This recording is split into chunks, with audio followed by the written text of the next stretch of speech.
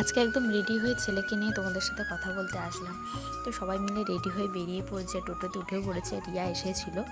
রিয়া বলতে এটা আমার বোন, তোমরা আগে হয়তো ভিডিওতে দেখেছো।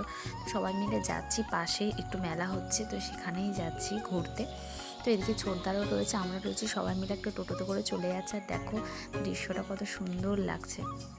দেখতে দেখতে আমরা পৌঁছেও গেছি। আর দেখো এত পরিমাণে রোদ, যেহেতু দুপুরবেলা ছিল, বাচ্চা নিয়ে যেহেতু রাত্রিবেলা যাইনি, দুপুরবেলাতেই গেছিলাম।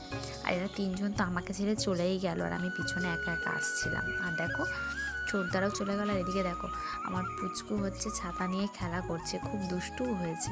তো মেলাতে ঢুকতেই পিসির সাথে দেখা হয়ে গেল, আর পিসিটা একদম পুচুকে নিয়ে আগে আগে হেঁটে চলে গেল। তো একটু মেলা ঘুরলাম, মেলা টেলা ঘুরে নিয়ে এখানে আসলেই, প্রতিবারই যখন এখানে মেলাতে আসা হয় তখনই আমরা এখানে পরোটা খাই।